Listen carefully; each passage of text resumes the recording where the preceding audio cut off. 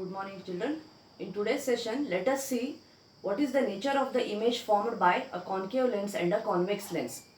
Now, mirror and the lens, the differences are mainly mirror is a reflecting surface. So, when light falls, it reflects back the rays where they will be converging, there the image is formed. So, in case of a concave mirror, the rays actually converge and therefore the image formed is real image which is inverted and enlarged in size.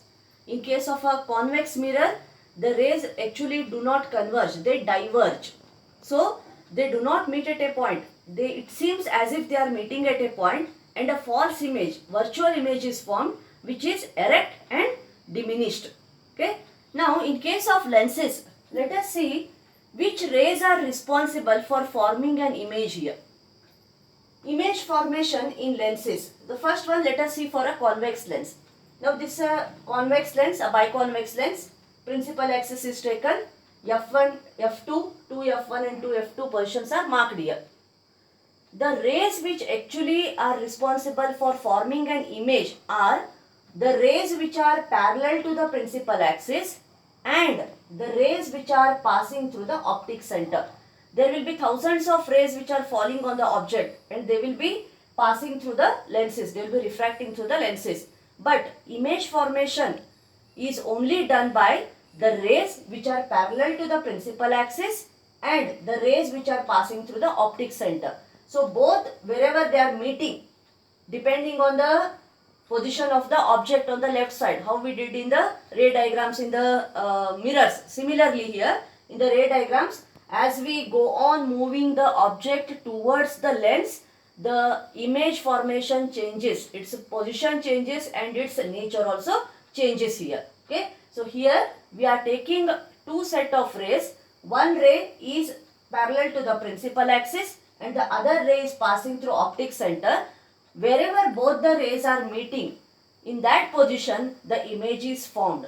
In case of a convex lens, object is placed on left side and image is formed on the right side. So therefore here object distance is negative, image distance is positive and even focal length is positive here, because the focal length we are taking which is there on the side of the image. So image side focal length is positive because image is formed on the right side here. So while solving the examples, sign conventions again here, for convex lens object distance is negative, image distance is positive and also focal length is positive here.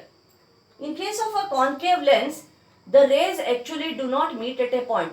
Actually they diverge. So here also we take two rays here. One set of rays which are parallel to the principal axis again.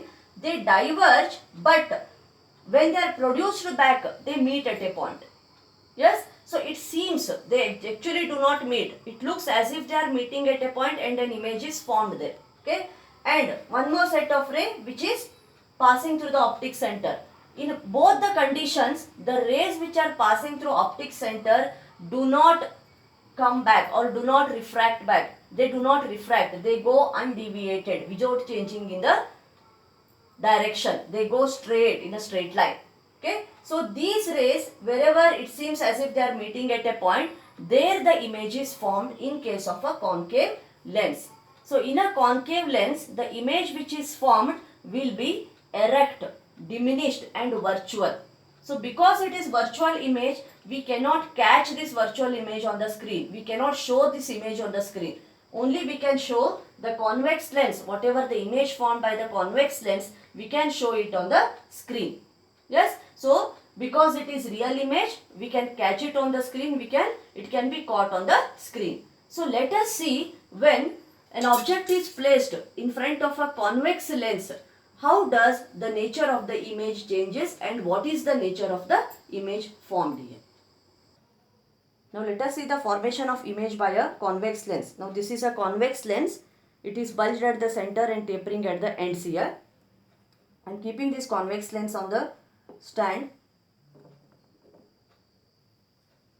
This is an object. A candle is an object here. When it is placed in front of a convex lens, we can see image of the candle in the on the screen here. Yes, how does the image looks? The image is inverted and it is slightly enlarged. Let us change the position of the object here. We will move it towards the lens. Again, we can see a longer and inverted image here. As we move it still further, when we bring it very nearer to the lens, we cannot see the image properly because now the image has become virtual image.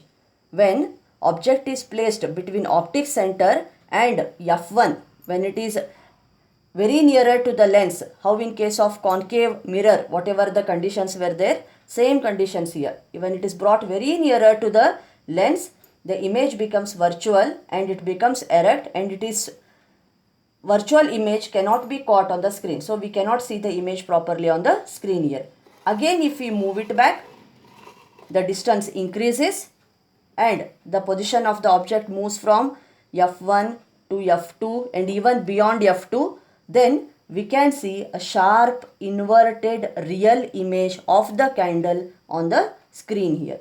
This is how we can get the image of the object formed by the convex lens.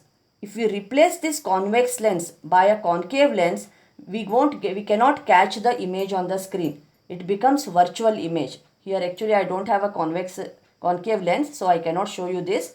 But if instead of a convex lens, if we use a concave lens, the image which is formed will be virtual and we cannot catch that virtual image on the screen, and the image is not formed after the lens. It will be formed beyond the lens, before the lens in case of a concave lens.